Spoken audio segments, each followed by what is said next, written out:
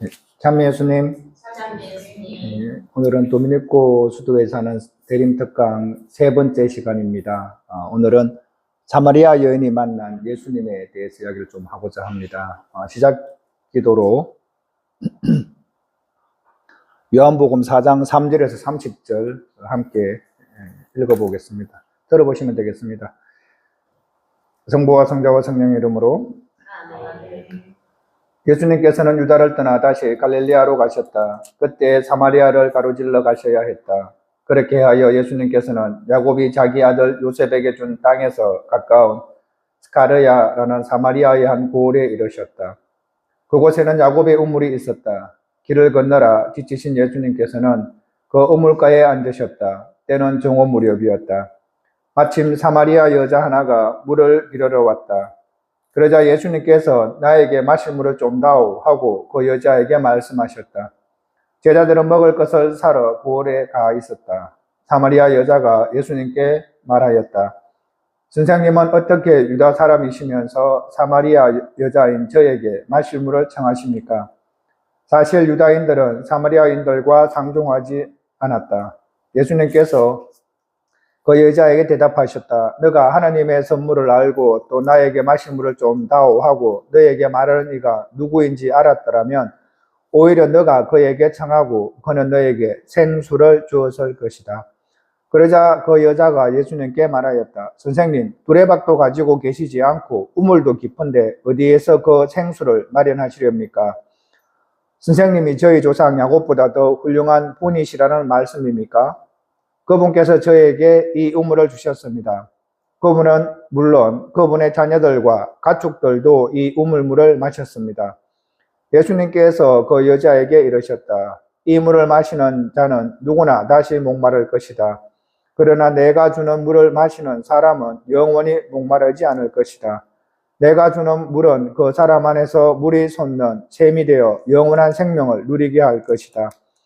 그러자 그 여자가 예수님께 말하였다. 선생님, 그 물을 저에게 주십시오. 그러면 제가 목마르지도 않고 또 물을 기르러 이리 나오지 않아도 되겠습니다. 예수님께서 그 여자에게 가서 너의 남편을 불러 이리 함께 오너라 하고 말씀하셨다. 그 여자가 저는 남편이 없습니다 하고 대답하자 예수님께서 말씀하셨다. 저는 남편이 없습니다 한 것은 맞는 말이다. 너는 남편이 5이나 있었지만 지금 함께 사는 남자도 남편이 아니니 너는 바른대로 대답하였다. 여자가 예수님께 말하였다. 선생님, 이제 보니 선생님은 예언자시군요. 저희 조상들은 이 산에서 예배를 드렸습니다. 그런데 선생님네는 예배를 드려야 할 곳이 예루살렘에 있다고 말합니다. 예수님께서 그 여자에게 말씀하셨다. 여인아, 내 말을 믿어라. 너희가 이 산도 아니고 예루살렘도 아닌 곳에서 아버지께 예배를 드릴 때가 온다. 너희는 알지도 못하는 분께 예배를 드리지만 우리는 우리가 아는 분께 예배를 드린다. 구원은 유다인들에게서 오기 때문이다. 그러나 진실한 예배자들이 영과 진리 안에서 아버지께 예배를 드릴 때가 온다. 지금이 바로 그때다. 사실 아버지께는 이렇게 예배를 드리는 이들을 찾으신다. 하나님은 영이시다. 그러므로 그분께 예배를 드리는 이는 영과 진리 안에서 예배를 드려야 한다. 그 여자가 예수님께 저는 그리스도라고도 하는 메시아께서 오시는 것을 압니다. 그분께서 오시면 우리에게 모든 것을 알려주시겠지요 하였다. 그러자 예수님께서 그 여자에게 말씀하셨다. 너와 말하고 있는 내가 바로 그 사람이다. 바로 그때 제자들이 돌아와 예수님께서 여자와 이야기하시는 것을 보고 놀랐다. 그러나 아무도 무엇을 찾고 계십니까? 또는 저 여자와 무슨 이야기를 하십니까? 하고 묻지 않았다. 그 여자는 물동이를 버려두고 고을로 가서 사람들에게 말하였다. 제가 한 일을 모두 알아맞힌 사람이 있습니다. 와서 보십시오. 그분이 그리스도가 아니실까요? 그리하여 그들이 고을에서 나와 예수님께 모여왔다. 주님의 말씀입니다. 성부와 성자와 성령 이름으로. 예, 우리가 지금 무슨 시기를 보내고 있죠? 대림 시기죠. 대림이 뭐예요?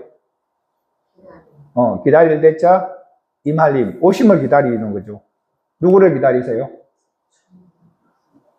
아기 예수님 기다리시죠. 왜요? 교회에서 기다리라니까? 아니, 기다린다면 이유가 있어야 될 거 아니냐고. 그래서 우리 비어 부제님이 두 번에 걸쳐서 그 대림이 가지고 있는 것, 그 의미와 또 그 기쁨에 대해서, 기다림에 대해서 이야기를 했었습니다. 오늘은, 그래서 우리가 기다리는 예수님을 만나면 어떤 일이 벌어지는지, 어쩌면 그런 일이 벌어지기 때문에 우리가 좀 기다리는 걸 거예요. 그것에 대해서 이야기를 해보고자 합니다. 오늘날 우리가 살고 있는 이 시기를 한마디로 이야기를 한다면은, 제 개인적으로 여러 가지로 이야기할 수 있겠지만은, 무관심이, 사람들 사이에, 별로 관심이 없어요. 나와 내 자녀들, 내 가족들, 이 잘 되면 그만이고, 나와 내 자녀들과 내 가족들이, 무탈하다면은, 다른 사람이 어떻게 되든 크게 관심을 가지지 않는 것 같다는 제 개인적 생각입니다. 또한 이것이 어쩌면 하나의 세상의 특징인지도 모르겠습니다. 오늘날 살아가는 우리들의. 그런데 하나님 나라는 그렇지 않습니다. 하나님 나라는 그 특징이 바로 저는 관심이라고 이야기를 하고 싶어요. 하나님 나라는 서로가 관심을 보여주고 또 관심을 가지고 지켜봐주는 그 세상을 말합니다. 예수님께서 세상을 떠나시면서 우리들에게 주고 가셨던 여러 가지 말 중에 유언처럼 해주신 말이 뭐죠? 서로 사랑하라는 거였죠. 사랑을 여러 가지로 정의할 수 있습니다. 그런데 사랑이 무엇인가라고 여러 가지로 정의할 수 있겠지만 저는 그 중에 하나가 사랑의 행위 혹은 사랑의 정의 중에 하나가 관심이라고 이야기를 하고 싶습니다. 그러면 사랑의 반대말은 미움이나 정오가 아니라 어쩌면 무관심인지도 모르겠습니다. 그래서 사랑은 관심을 가져주는 겁니다. 사랑은 관심입니다. 상대방이 기쁠 때 같이 기뻐하고 또 상대방이 슬퍼할 때 함께 슬퍼할 수 있는, 또 상대방이 힘들어할 때 같이 힘들어해 줄 수 있다면, 혹은 그 힘들어하는 곳에 조금이라도 손길을 내밀 수 있다면 어쩌면 그것이 바로 사랑이 아닌가라는 생각을 하게 됩니다. 그래서 로마서 12장 15절에서도 이렇게 이야기합니다. 기뻐하는 사람들과 함께 기뻐하고 슬퍼하는 사람들과 함께 슬퍼하십시오라고 이야기를 합니다. 이런 이야기에서 본다면은 요한복음 4장에 나와 있는 방금 읽었던 그 이야기, 우리가 잘 아는 이야기예요. 이 이야기는 예수님이 한 여인에게 관심을 가지고 다가가는 이야기입니다. 즉 사마리아 여인과 예수님과의 만남에 대한 이야기입니다. 사실 이 여인의 이름은 성경에 나와 있지는 않아요. 그냥 사마리아 여인이라고 이야기를 합니다. 그런데 예수님이 이 여인을 만난 것은 우물가에서 만났었는데, 그런데 우연히 만난 것이 아니라 예수님께서는 어떻게 의도적으로 기다리고 계셨다 혹은 접근했다라고 이야기를 할 수 있습니다. 왜냐하면 예수님께서는 물론 지치셨다라고도 나와 있지만은 이 여인이 올 때까지 그 우물가에서 기다리고 계십니다. 그것도 혼자서.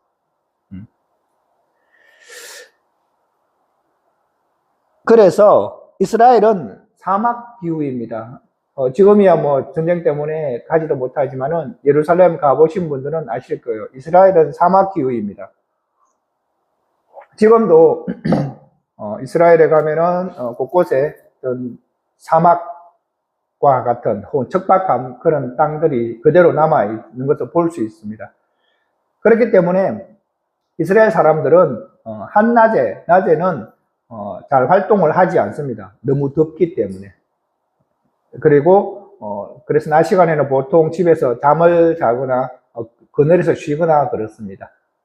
또한 유대 나라는 그러다 보니까 물이 귀한 나라죠. 물이 귀하기 때문에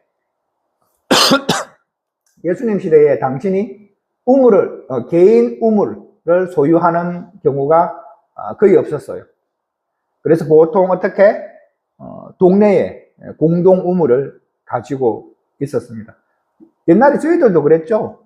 어릴 때 제 세대는 아닌지 모르겠지만 여기 저보다 연배 많으신 우리 형제님들이나 자매님 세대에는 특히 시골에는, 도시는 모르겠어요.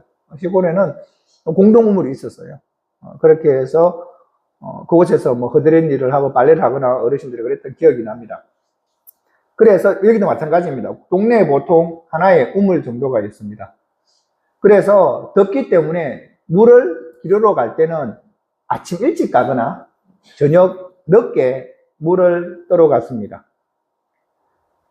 그 당시에 이 여인들은 물을 떠러 가서 우물가에서 사람들과 만나는 것이 하나의 낙이었습니다.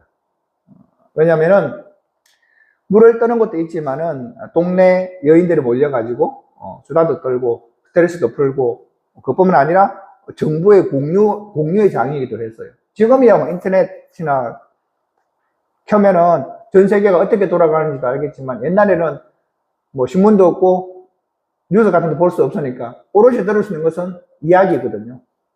그러니까 옆집 또리가 지난달에 장가 갔대, 혹은 앞집에 순이가 데리고 있던 강아지가 걔가 강아지를 5마리 낳았대, 이런 정보들을 들을 수 있는 여인들에게는 아주 소중한 장소이기도 합니다.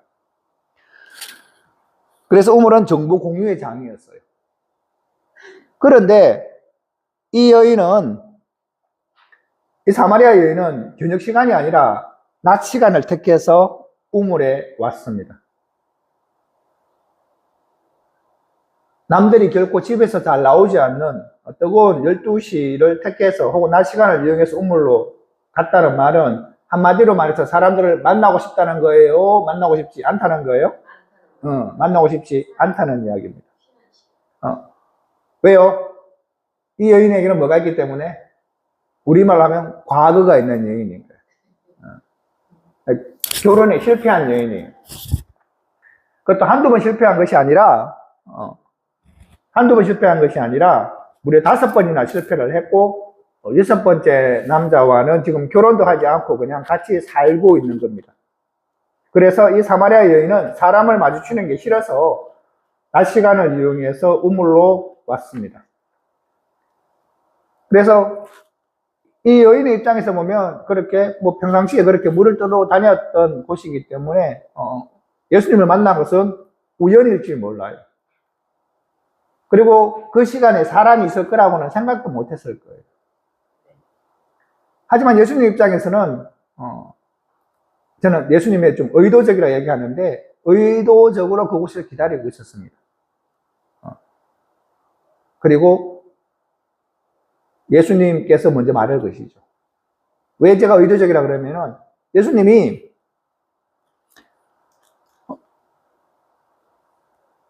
유다인들이 사마리아 땅이라는 것을, 사마리아 지역으로 가신 것 자체가 일단은 센세이션을 불러일으킬 만한 일이에요. 왜냐하면 유다인들은 사마리아 땅을 불결한 땅, 금기의 땅. 그래서 왜냐하면은 접촉하고 싶지 않는 거예요. 나중에 요 다음 장면에 지도를 보여드리겠지만은 그것을 피해서 다닙니다. 그 이유는 기원전 BC 720년경에 아시리아가 북이스라엘, 지금의 사마리아 땅을 점령하게 됩니다. 그래서 이 사람들이 식민지 정책의 하나로 어떤 정책을 썼냐면은 혼혈 정책을 썼었어요. 그래서 혼혈 정책이라면 지금으로 치면 우리 대한민국에서도 당연한 거고 크게 문제가 되는 거죠. 뭐다? 국제 결혼. 그래서 이방인들과 결혼을 시켰습니다. 그런데 문제는 뭐냐면 유다인들은 순수 혈통주의에다가 이방인들을 접촉하는 것을 아주 두려워해요. 왜? 무엇 때문에? 우상 숭배 때문에. 타 지역의 사람들, 타 국민들을 만남으로, 이방인들을 만남으로 인해서 야훼 하나님, 유일신 하나님에 대해서 위배되는 일을 할까봐. 자기들이 혼난 적이 있잖아요. 하나님을 제대로 섬기지 못해서 혼이 난 경험들이 구약에 많이 나와 있거든요. 그래서 가장 두려워하는 것들이 그거예요. 그런데 부부로 산다면은, 살 맞대고 산다면은 분명히 그는 모세 율법에서 이야기하는 것들을 제대로 지키지 못했을 거라는 생각을 가지게 됩니다. 그래서 이미 그 모든 민족 자체가 불결하고 깨끗하지 못하다는, 즉 정하지 못하다는 생각을 가지고 있습니다. 그래서 심지어는 이 이방인들보다 혼혈이기 때문에 유다인들로부터 더 차별을 받았습니다. 어찌 보면 이것들은 뭐다? 유다인들과 사마리아인들 간의 하나의 인종 분규예요. 그리고 또 그것뿐만 아니라 이 지역에 대해서는 그 종교적 갈등도 있었어요. 뭐냐면은 참다운 아까 예배 장소 읽었지만은 예배 장소가 어딘가라고 생각했을 때 유다인들은 어디라? 당연히 예루살렘이죠. 예루살렘 성전이에요. 사마리아인들은 그게 아니라 게림심산 혹은 그림짐산이라고 이야기하는데 자기 사마리아 땅에는 그 산이 예배의 중심지라고 생각했던 겁니다. 그 산은 뭐냐면은 모세가 이스라엘 백성들을 축복했을 때 있던 그 산입니다. 그래서 그 사람들에게는 종교의 중심지예요. 그런 상황 안에서 예수님이 그 땅으로 가신 것도 파격적인 행위인데, 제가 또 의도적이라는 근거는 예수님이 먹을 것을 구하러 보내면서 몇 명을 보냈어요? 제자들 다 보냈다 그랬잖아. 성경 말씀에. 그리고 당신 혼자 앉아 계세요. 혹시 여러분들 레지오 단원들 한 7명, 8명 되는데 내일 아침 행사 나와서 푹 나가야 돼. 점심을 뭐 도시락으로 먹거나 간식을 준비해야 돼. 그러면 8명이 레지오 단원인데 7명이 다 한꺼번에 장 보러 가시나요? 아니요. 보통 한두 명만 가죠. 근데 예수님은 다 음식을 구하러 가시고 당신이 혼자 앉아 계신 겁니다. 그렇게 혼자 앉아 계시면서 그 우물가에서 사마리아인을 만나요. 그런데 이 사마리아인을 만나는데 여기 한번 보세요. 여기가 유대예요. 여기 예루살렘이라고. 아직 막 예수님 어디 가는 길이라고 갈릴리아 가는 길이었죠. 그 보통 같으면 이렇게 가면 제일 빠르잖아, 그죠? 갈릴리아니까 여기가 가나하고 나자렛이고 그렇거든요. 그래서 사람 어떻게 다녔다? 이렇게 돌아다녀. 이게 통과 안 합니다. 이해하셨어요? 그래서 이쪽에 간 것 자체가 센세이션을 불러일으키는 이유이기도 합니다. 그래서 예수님께서 혼자서 사마리아인을 만나는 것도 문제인데 그것도 뭐예요? 사마리아 지금 여인을 만났어, 여인을. 그것도 우물가라는 것은 지금처럼 생각한 우물가가 아니라 우물가를 제가 말한 것처럼 앞에 설명해 줬죠. 뭐 어떤 장소예요? 공공의 장소예요. 공공의 장소에서 유다인 남자가 사마리아 여인을 만나도 그런데 사마리아 여인을 만나가지고 이야기를 한다는 것 자체가 당시의 시선으로 본다면은 결코 평범한 사건은 아닌 거예요. 그래서 그곳에서 이야기를 한다는 것은 요즘식으로 이야기하면은 뭐 스캔들을 캐는 주간 잡지나 어떤 신문지 같은데 혹은 근데 표지 스토리로 나올 만큼 혹은 일면을 장식할 만큼 빅뉴스예요. 그래서 평범한 모습은 아닙니다. 그것도 지금 이 여인이 앞에 5번이나 결혼을 실패해서 살고 있는 또 다른 남자 살고 있는 어떤 사마리아 여인과 이야기를 한다는 것은 정말 빅 뉴스감일지도 모르겠습니다. 그런데 예수님께서는 이 여인에게 관심을 보이십니다. 말을 먼저 건 것도 예수님이에요. 뭐라 그래요? 예수님이 사마리아 우물가에서 기다리고 있을 때 그 사마리아 여인이 나타나자 예수님 먼저 말을 합니다. 뭐라고? 7절에 보면 나에게 마실 물을 좀 다오라고 이야기합니다. 그러자 여인이 이렇게 이야기합니다. 사마리아 여인이 9절에 보면 선생님은 어떻게 유다 사람이시면서 사마리아 여자인 저에게 마실 물을 청하십니까? 라고 이야기를 합니다. 그래서 제가 말했던 것처럼 이스라엘 사람과 사마리아 사람은 상종도 하지 않고 정말 이방인들보다 더 심한 그런 취급을 하고 있던 사람이 집 밖에서 모르는 남녀가 그것도 말을 건네는 것은 그 당시 풍습에도 어울리지 않는 겁니다. 그래서 이 여인은 단호하게 거부를 합니다. 그래서 그럼에도 불구하고 예수님께서는 다시 따뜻한 관심을 보이십니다. 뭐라 그러냐면 너가 하나님의 선물을 알고 또 나에게 마실 물을 좀 다오라고 말하는 이가 누구인지 알았더라면 오히려 너가 그에게 청하고 그는 너에게 생수를 주었을 것이다 라고 이야기를 합니다. 예수님의 입장에서는 이 여인이 지금 냉정한 모습을 보이거나 말거나 중요하지 않아요. 그래서 예수님은 유다인인지 사마리아인인지 남자인지 여자인지 그런 차원의 이야기는 중요한 문제가 아니라 그런 차원이 아니라 예수님께서는 이제 한 차원 높은 생수에 대한 이야기를 하십니다. 여기서도 보면 영어로도 보면 스프링이라고 되어 있어요. 웰이 아니라 고여있는 물이 아니죠. 생수는 계속 끊임없이 살아있는 샘솟아오르는 생명의 물을 말합니다. 그래서 물론 이 이제 그 생수는 이 물은 하나님의 은총을 이야기하고 그렇기 때문에 그저 나누어 주는 물을 이야기하고 있습니다만은 지금 예수님께서는 한 걸음 더 나아가서 그래서 이 물은 영원히 목마르지 않는 물이라고 이야기를 합니다.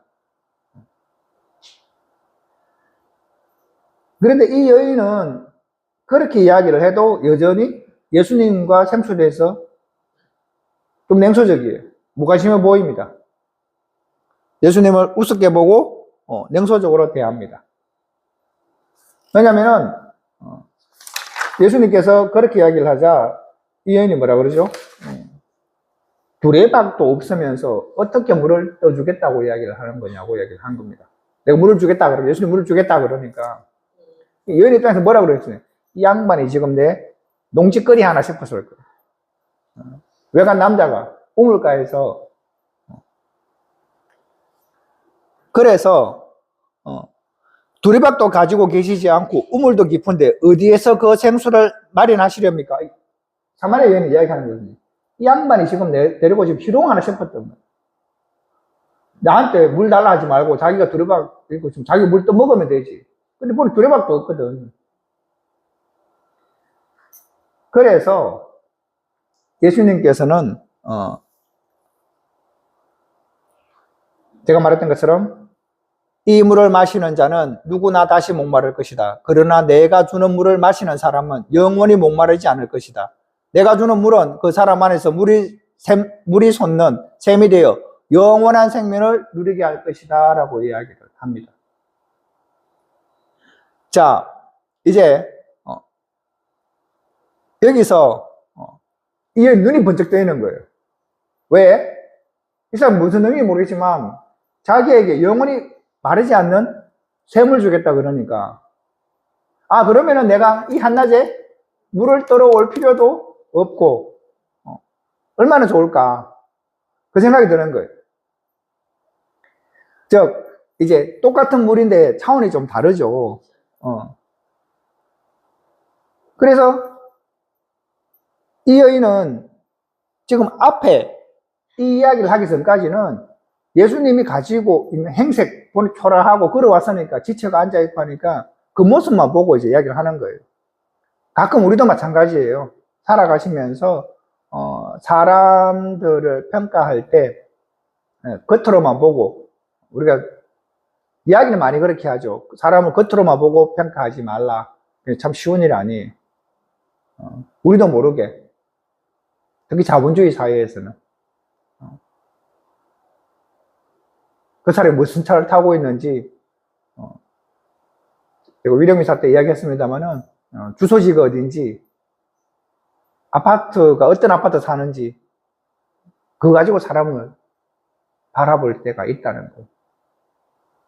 여하튼, 그래서 이 여인은 지금 예수님을 앞에 두고도 예수님이 진리에 대한 이야기를 함에도 불구하고 전혀 알아듣지 못합니다. 계속 지금 대화가 언밸런스 나는 거예요. 예수님, 자기가 보니까 이 뭐 떠돌이가 지금 자기를 자꾸 데리고 희롱하는 것 같은데, 이제 이렇게 이야기하니까 그래도 이제, 마르지 않는 셈을 주겠다 그러니까 이 사람이 이제 정신이 번쩍 드는 겁니다. 그래서 선생님, 그 물을 저에게 주십시오. 그러면 제가 목마르지 않고 또 물을 기르러 이리 나오지 않아도 되겠습니다. 라고 얘기를 합니다. 근데 이 이야기는 예수님 말을 알아들은 것이 아니라 뭐예요? 내 삶의 편리함을 찾고 있는 거예요. 우리가 예수님을 찾으면서 혹시 이런 모습은 아닌지 한 번쯤은 보아야 합니다. 아기 예수님을 기다리는데 혹시 이 여인의 모습처럼 내 삶의 편리함을 찾고 있고 내 삶의, 즉 무슨 말인가 하니까 예수님께 기도하면 예수님이 이렇게 나를 도와주고 나를 이 어려움을 해결해 줘야 돼. 맞아요. 그런 능력 갖고 계신 분이에요. 그렇게 하시기도 하고요. 그런데 그렇게만 생각하면 어떻게 돼요? 예수님은 내 삶에 뭐가 된다? 도구가 되는 거예요. 예수님도 내 삶에 하나의 필요한 도구로밖에 전락하지 않습니다. 그래서 자기의 삶의 편리함 때문에 이 이야기를 하는 겁니다. 그래서 그럼에도 불구하고 예수님이 지금까지 쭉 이야기를 끌고 온 것은 지금 이 여인이 뭐 떨어왔어요? 물 떨어왔죠. 여인의 관심사는 어디예요? 물이에요. 그래서 계속 그 물을 가지고 대화를 하는 겁니다. 우리들도 마찬가지입니다.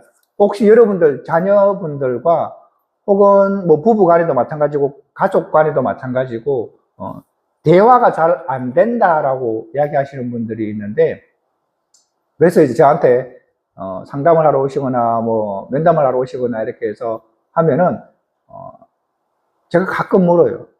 여러분 스스로 한번 생각해 보세요.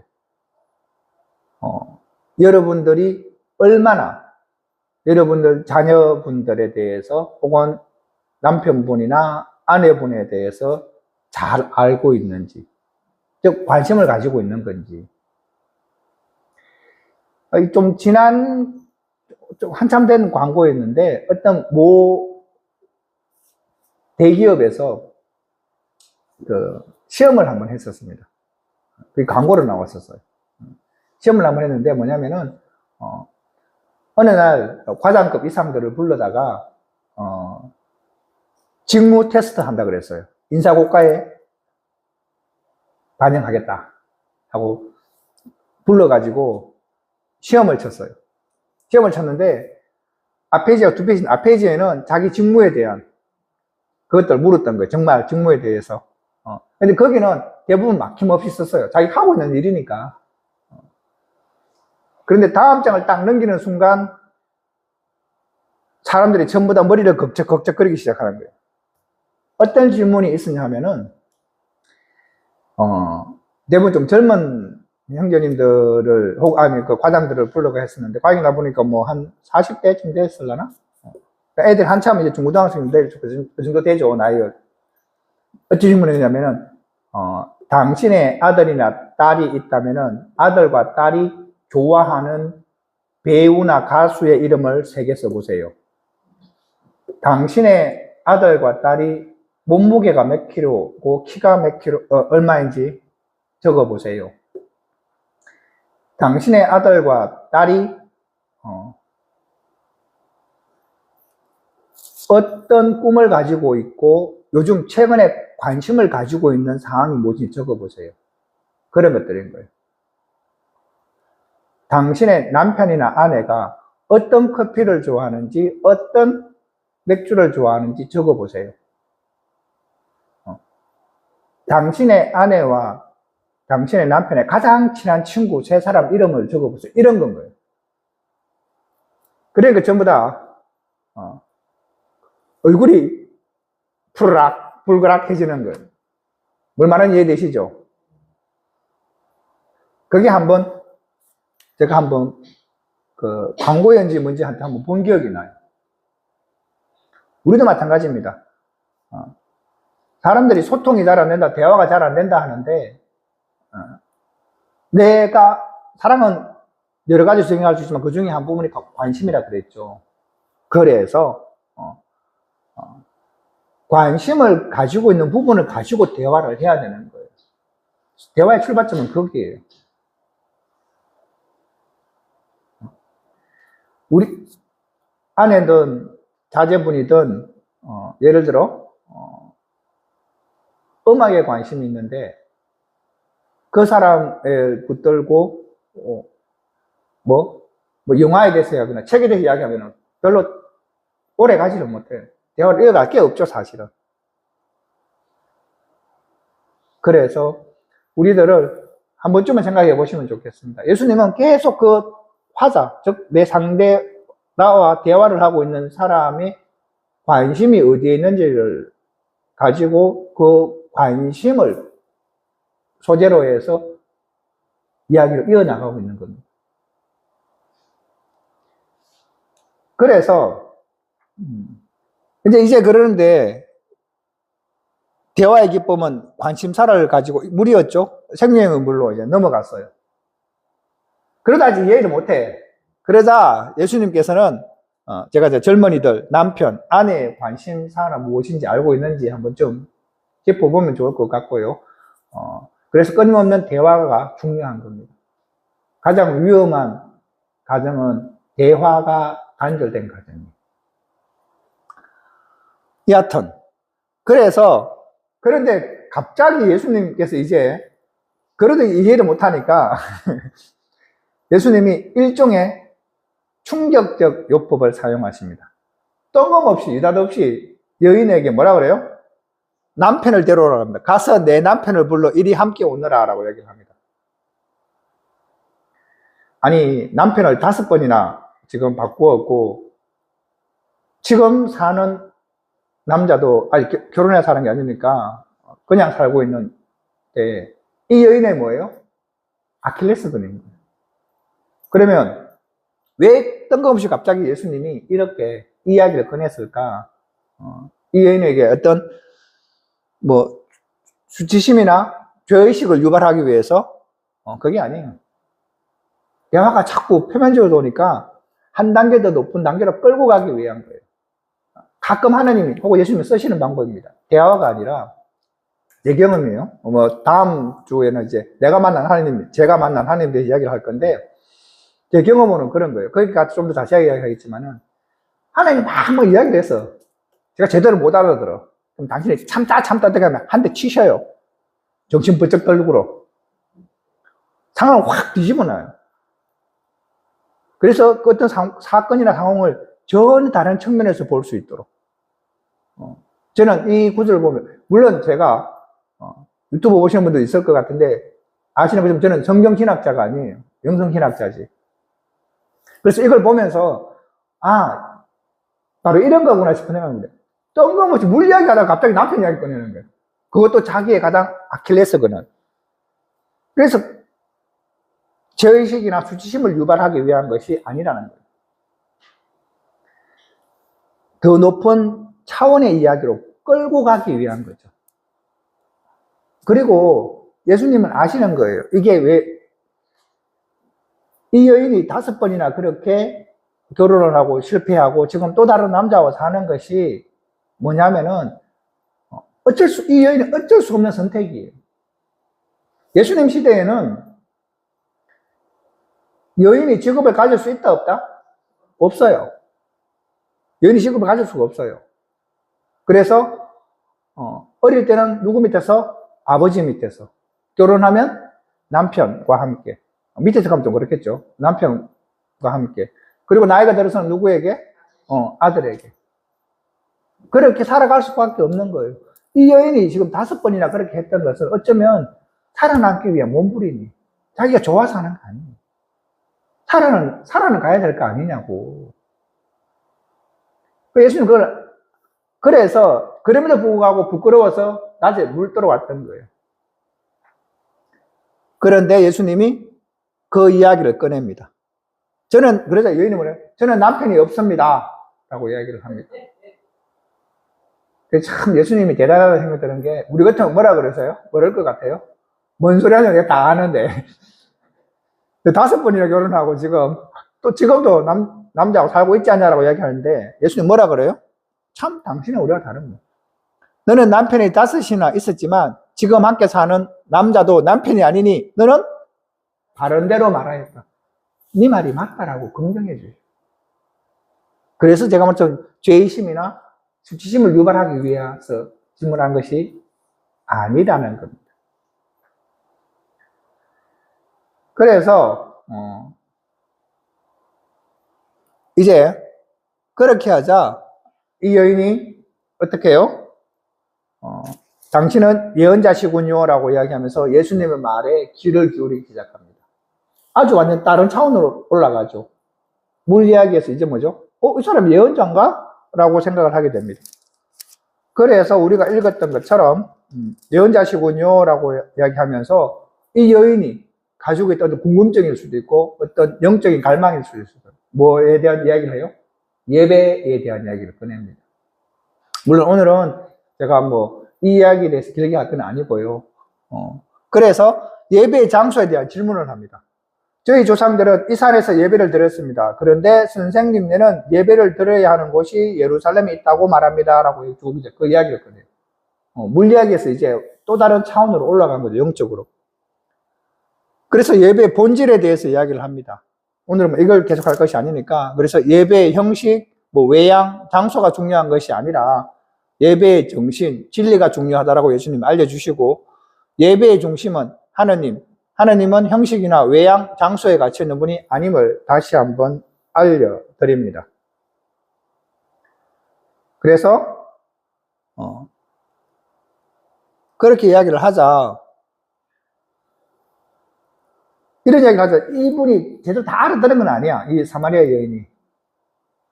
그 여자가 예수님께 뭐라 그래요? 저는 그리스도라고도 하는 메시아께서 오신다는 것을 압니다. 그분께서 오시면 우리에게 모든 것을 알려주시겠지요 라고 이야기를 합니다. 여인 스스로. 예수님 했던 그 이야기를 다 알아들은 게 아니에요. 그런데 하지만 예수님 메시아가 오시면 그것들을 알려주실 거다고 그 이야기를 합니다. 그래서 예수님이 뭐라 그래요? 너와 말하고 있는 내가 바로 그 사람이다 라고 이야기를 합니다. 자, 여러분 이 말이 얼마나 대단한 말이냐면은 당신 스스로 누구라고 인정한 거예요? 네, 그리스도 메시아라고 인정하신 거예요. 이거는 제자들에게도 그렇고 유다인들에게도 뭐라고 얘기했었어요? 내가 3일 후 죽었다 살아나기 전까지는 이야기를 하지 말라. 비밀로 유지하라 했던 이야기.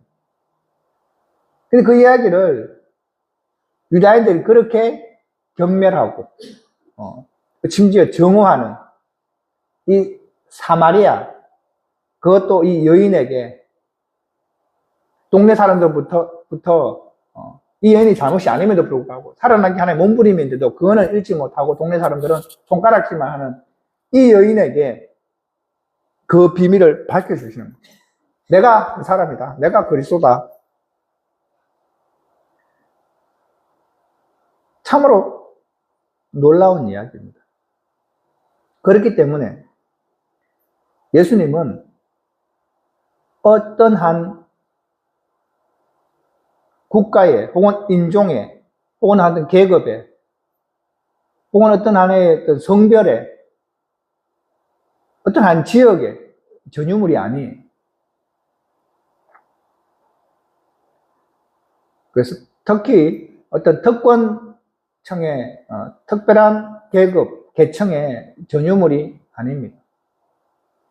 오히려 어쩌면 이 여인처럼 소외되고 차별받고 부정하다고 따돌림 당하는 그렇게 어쩌면 어느 누구도 인정해 주지 않는 그 사람들에게 메시아로 혹은 그리스도로 당신을 드러내 보이십니다. 그게 복음에서도 나오죠. 누구예요? 자케오. 아무도 상종해 주는. 그런데 오늘 내가 너와 함께 하겠더라고. 그 집에 들어가서 먹고 마십니다. 이 집에 구원이 내렸다고 알려줘요. 사람들로부터 성 밖으로 쫓겨나서 나병 환자 가족들로부터 지나고기라 그러죠. 회당에도 들어가지 못하고 가족들로 떨어지고 사회에서 격리되었던 그 나병 환자들을 치유해 주시고 도와주시는 분. 그래서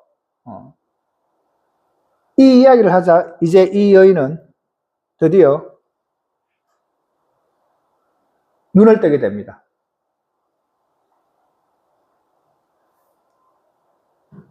뭐라고 이야기하냐면은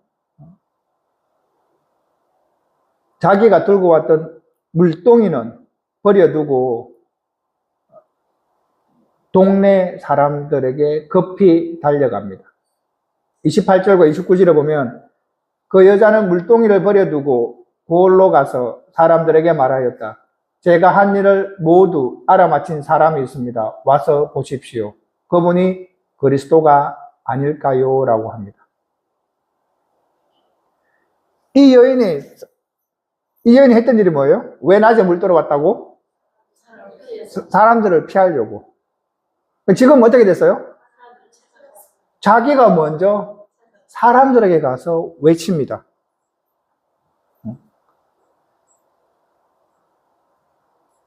와서 보십시오라고. 자기가 외치고 있어요. 그래서 뭐를 버려두고? 물동이를 버려두고. 물동이를 버려두고 가는 겁니다. 물을 들어왔다가 어쩌면 자기는 세속적인 일에 대해서 왔다가 그것을 버려두고 자기가 그렇게 수치스러워 생각하고 힘들었던 그 동네 사람들에게 당신이 뛰어가요. 그리고 그리하여 그들이 고을에서 나와 예수님께 모여왔다라고 이야기합니다. 그동안 자기가 지고 있던 그 어쩌면 죄의 무기라고 생각할 수도 있었고 혹은 윤리적으로 수치스럽다 생각할 수 있었고 사실은 그게 아닌데 제가 보니까 살기가 몸부림이었어요. 단지. 근데 그것들을 이제는 뭐다? 내려놓을 수 있는 거예요. 벗어놓을 수 있는 겁니다. 그래서 이 여인의 삶은 예수님을 만나기 전과 예수님을 만난 후의 삶이 완전히 달라졌어요.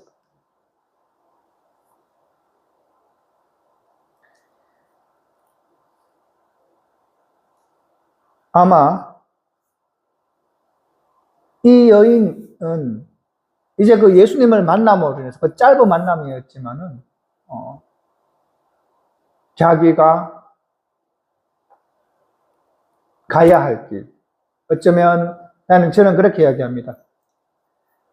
자기가 누구인지를, 참된 나 자신을, 그리고 어쩌면 자유와 행복의 길을 누굴 통하여? 예수님을 통하여 찾은 거예요. 우리들은 한 번쯤 생각해 보아야 합니다. 우리들이 아직도 어쩌면 어떤 물동이를 붙들고 있는지, 그래서 예수님을 제가 말하는 것은 그 관점에서만 그렇게 바라보고 있는지. 또 하나는 그래서 아직도 지금 못 버리고 있는지 몰라요. 예수님을 만났는데도 우리는, 이 여인은 예수님을 만나고도 물동이를 버리고 마을로 뛰어갔는데 어쩌면 우리는 아직도 예수님을 만나고 있고 예수님을 기다리고 있음에도 불구하고 대림을 통해서 어쩌면 그 물동이를 좀 더 채우려고 기다리고 있는 것은 아닌지, 그 물동이에 물을 채우기 위해서 한번 좀 바라볼 수 있으면 좋겠습니다. 그래서 우리들이 지금 대림 시기를 기다리고 아기 예수님을 기다리는 것은 여러분 그런 생각 안 드세요? 2000년 전에 오셨던 예수 그리스도가 오늘 2024년을 살아가는 여러분들과 무슨 상관이 있어요? 혹은 멀리 볼 거 없이 작년에도 대림을 기다리고 아기 예수님, 성탄 때 아기 예수님, 즉 예수님의 탄생을 맞이했나요? 안 했나요? 했어요. 그러면 왜 매년 그렇게 해야 돼요? 저는 이렇게 이야기합니다. 예수님을 기다리는 이 성탄, 대림을 통해서 예수님을 기다리고 있는 성탄 시기를 우리가 지금 기다리고 갈망하고 있는 것은 그것도 대림 안에 이렇게 불을 붙여가면서 갈망하고 있는데 가끔씩은 보면은 우리들이 예수님을 가슴에 묻고 가슴에 담고 살아간다라고 이야기를 하는데 지난주 복음이었죠. 세자 요한이 뭐 대림에 많이 이야기하는 거죠. 뭐라 그래요? 골짜기는 메워지고 산과 언덕들은 낮아지고 굽은 길은 곧아지고 평탄하게 되어라고 이야기를 하죠. 세자 요한이 외치는 거예요. 그러면은 예수님이 평탄하지 않으면은 쉽게 말해서 울퉁불퉁하면은 못 오시나? 제가 한 주 강론에는 그 이야기를 썼습니다만은 제가 말했던 것처럼 우리가 대림을 준비해서 성탄 시기에 아기 예수님을 제대 앞에 구유에 탄생하게 하고 오시게 하는 것은 내 삶과 아무 의미 없어요. 어찌 보면은 냉정하게 보면은 하나의 전례행위일 뿐이라고. 정말 오셔야 할 자리는 어디라고? 우리들의 가슴에, 우리들의 마음에 그분이 다시 태어나셔야 합니다. 그렇게 하기 위해서 지금 세자 요한이 말했던 것들을 성경신학적 관점이 아니라 영성신학적 관점에서 본다면 그거예요. 골짜기는 메워지고, 골짜기는 뭐예요? 깊이 파여 있는 것이죠. 살아가면서 자기가 자기 스스로를 비하하는 사람들이 많아요. 내 삶은 왜 요 모양 요 꼴이지? 나는 왜 요거밖에 안 되지? 그렇게 생각하시는 분들이 있어요. 아니에요. 그것이 아니라 나는 존재 자체로서, 그리고 지금 이렇게 어쩌면 그래요. 그분이 스스로를 비하하는 만큼 어떤 힘겨움에 처해 있을지도 몰라요. 하지만 그럼에도 불구하고 그 상황이 힘들고 그 현실이 힘든 거지 그렇다고 그 사람 존재 자체가 낮아지는 것은 아니거든요. 제가 가끔 그렇게 비유해요. 여러분들 그 만원짜리 있잖아요. 만원짜리가 조금 헤어져서 구겨졌다고 해서 만원이 아닌가요? 만원짜리가 있는데 거기에 어떻게 하다 보니까 내가 커피를 마시다 보니까 커피가 한두 방울 떨어져서 조금 커피물이 묻어서 그럼 만원 아닌가요? 어떻게 하다 보니까 그것들이 제가 심지어 세탁기에 들어있는지 호주머니에 있는지 모르고 그냥 바지 주머니에 넣고 세탁기에 돌려버렸네? 그러면 만원이 아닌가요? 그것들이 조금 오염되거나 구겨지거나 하더라도 그 가치는 뭐예요? 동일해요. 그게 우리가 가지고 있는 가치예요. 그래서 골짜기를 메우지라는 것은 그걸 깨닫는 겁니다. 상고 언덕들은 낮추어져라고 얘기하는 것은 그 반대로 뭐죠? 자만심과 교만을 가지고 있는 사람들이 있어요. 자기가 제일 잘났어. 자기가 무조건 제일 잘한다고 생각해. 다시 한번, 자존감하고 교만은 다른 겁니다. 자존감은 내가 내 스스로 그렇게 가치 있고 올바르고 귀한 사람을 알 깨닫고 힘겨움 속에서도 나 스스로를 지켜나가는 것이 자존감이에요. 자존감은 커져도 괜찮아요. 하지만 교만은 정반대 현상입니다. 그래서 그런 사람들은 어떻게? 깎아지라는 거예요. 9번 길, 고다지고라고 되어 있어요. 9번 같다는 것은 우리들 살아가 보면 마음이 자꾸 강팍해지고 외골수적으로 흐르는 경향이 있어요. 내가 아는 게 다 한 줄 알고 남의 이야기 안 듣고 내가 지금 어떤 삶을 살아왔는데 혹은 내가 어떤 공부를 했는데 내가 어떤 대학을 왔는데 혹은 내가 어떤 직장을 다니는데 혹은 다녔었는데 그래서 사람 말 안 들으려고 그래요. 제가 얘기했죠. 이 세상에서 가장 무서운 사람이 어떤 사람이라고? 책 딱 한 권 읽은 사람. 그 사람이 저는 제일 무서워요. 도통 이야기가 안 통합니다. 그게 다인 줄 알기 때문에. 그래서 그것이 아니라 외골수적인 것이 아니라 조금 열려있는, 그래서 평탄화되어라 이야기하는 거죠. 앞에 말한 그런 자기 비하를 하거나 교만하거나 외골수적으로 하거나 그런 사람들 마음에 예수님이 오지 못하는 것은 예수님이 힘이 없어서가 아니라, 즉 그 마음에 태어나지 못하는 것은 힘이 없어서가 아니라 뭐다? 그런 사람들은 스스로가 예수님을 어떻게 밀어내요. 그리고 예수님을 받아들일, 즉 아기 구유에 누워있는 예수님을 누일 마음의 자리를 마련하지 못하는 거예요.